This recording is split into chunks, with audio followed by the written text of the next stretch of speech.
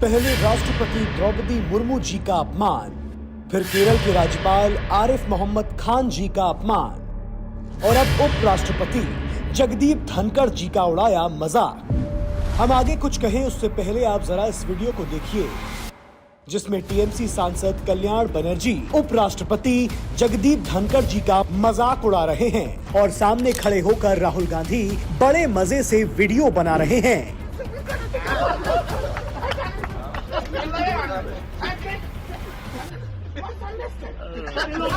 संसद के बाहर उपराष्ट्रपति का मजाक उड़ाते टीएमसी के ये सांसद फोन में वीडियो बनाते हुए राहुल गांधी और ठहाके लगाकर हंसते ये इंडी गठबंधन के नेता इस बात का सबूत है कि कांग्रेस और उसके सहयोगी दलों के नेता देश के उच्च संवैधानिक पदों पर बैठे लोगों की कितनी इज्जत करते हैं। गिरावट की कोई हद नहीं है, गिरावट की कोई हद नहीं है।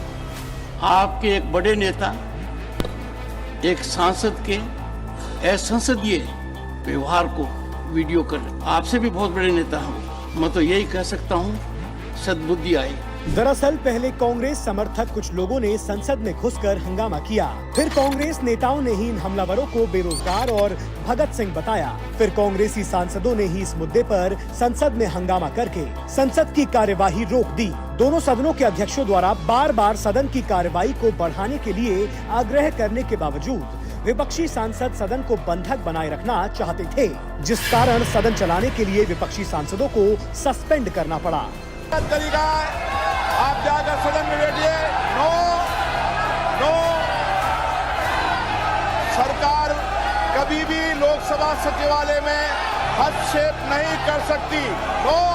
What are you doing, Mr. Derek O'Brien? You have committed breach of privilege. Mr. Derek O'Brien to leave the house immediately. ये पहला मामला नहीं है जब कांग्रेस या उसके सहयोगी दलों के नेताओं ने उच्च संवैधानिक पदों पर बैठे लोगों का ऐसा अपमान किया हो, राज्यपाल हो, उपराष्ट्रपति हो या फिर देश की राष्ट्रपति ही क्यों ना हो। कांग्रेस और उसके सहयोगी दल इन सभी संवैधानिक पदों का समय समय पर अपमान करते रहे हैं। बीते कुछ दिनों से इंडी गठबंधन की सहयोगी पार्टी सीपीआईएम केरल के राज्यपाल आरिफ मोहम्मद खान जी के साथ गुंडों की तरह बर्ताव कर रही है। केरल के सीपीआईएम के छात्र संगठन एसएफआई के सदस्य कभी राज्यपाल को काले झंडे दिखाते हैं तो कभी उनकी कार पर हमला करते हैं। So it is Chief Minister, I am saying it clearly, he is conspiring, he is sending these people to hurt me physically. The rods on which they had the blood flecks, they were using those rods to hit the car.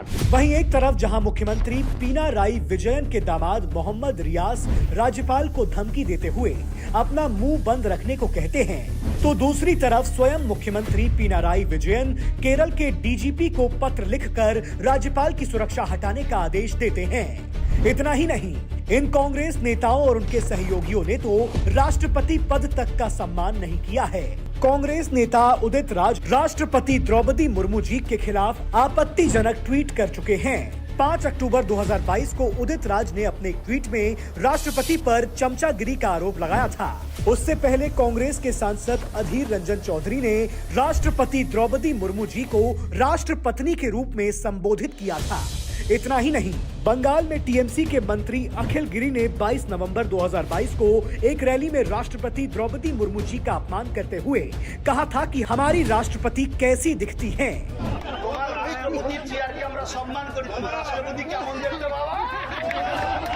जिस तरह कांग्रेस को बार बार court में और जनता के सामने हार का मुंह देखना पड़ रहा है, इससे साफ दिखता है कि उसकी भड़ास कांग्रेस और उसके सहयोगी दल देश के संवैधानिक संस्थाओं और संवैधानिक पदों पर निकाल रहे हैं। इसलिए आज देश की जनता कांग्रेस और इंडी गठबंधन के नेताओं के आचरण को देख भी रही है और इसका असली चेहरा पहचान भी रही है।